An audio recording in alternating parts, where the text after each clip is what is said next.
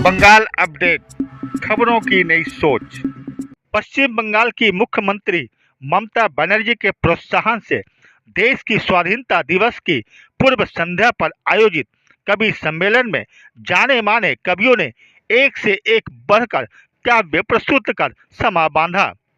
पश्चिम बंगाल सरकार की पश्चिम बंग हिंदी अकादमी और सूचना व संस्कृति विभाग की ओर से कोलकाता के डलहौसी स्थित हेमंत भवन में आयोजित काव्य सरिता कार्यक्रम में मुख्य अतिथि के तौर पर कवि सुरेश चौधरी उपस्थित थे।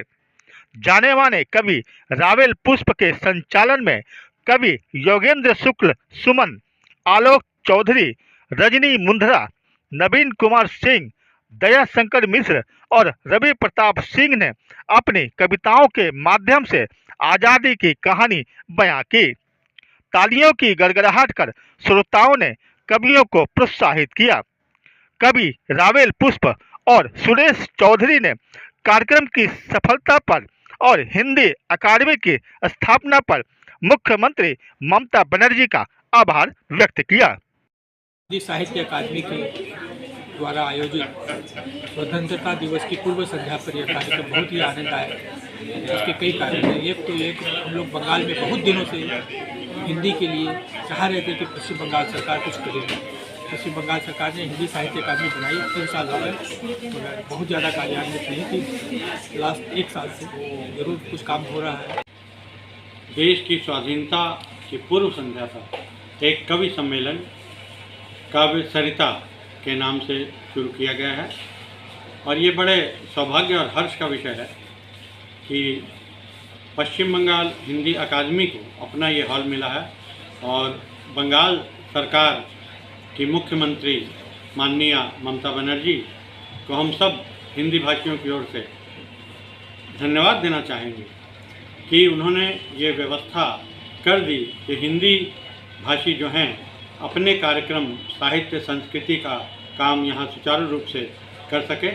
हमारे जो अध्यक्ष हैं विवेक गुप्ता जी, उनका भी पूरी तरह सहयोग हमें मिलता है, जिससे कि हम अपने इस हॉल में या यहाँ कार्यालय भी हमें मिला है और यहाँ अपना कार्यक्रम हम कर पा रहे हैं। ये कार्यक्रम अब कवि सम्मेलनों का कार्यक्रम पूरे राज्य भर में अलग अलग हिस्सों में भी हुआ करेगा, जिससे उस अंचल के जो कवि हैं वो भी इसमें शिरकत कर सकें। आइए हम अपने दर्शकों को कुछ कवियों की खास प्रस्तुति के कुछ अंश सुनाते हैं। वो अमर ग्रंथ लिख जाते हैं, तुम रंगों में बट जाते हो, वो पहन तिरंगा आते हैं। उनके रक्त की एक बूंद, हाँ उनके रक्त की एक बूंद है लाखों लाख हवन समान, उनका जीवन जीवन समान। वो उर्दू गजलें, हिंदी गीत, कहीं वो प्यार कहीं वो प्रीत, पहाड़ी झरनों के संगीत, पहाड़ी झरनों के संगीत, देहाती लहरा पूर्वी तान, मैं उसको मान रहा हूँ, मैं तुमसे मांग रहा हूँ। लहू में इकबाल दे गया, माँ का लाल वो कमाल था। लहू में इकबाल दे गया, माँ का लाल वो कमाल था। यहाँ मुझे दिनकर जी की एक पंक्तियां याद आती है कि जरा अस्थिया बारी बारी चटकाई जिसने चिंगारी, जरा अस्थिया बारी बारी चटकाई जिसने चिंगारी, चढ़ गए जो पुण्य वेदी पर लिए बिना गर्दन का मोल, कलम आज उनकी जय बोल, कलम आज उनकी जय बोल, कलम आज उनकी जय बोल। आयोजन कमेटी का कहना है कि इस हॉल में यह पहला कवि सम्मेलन है। हर महीने कवि सम्मेलन का आयोजन किया जाएगा।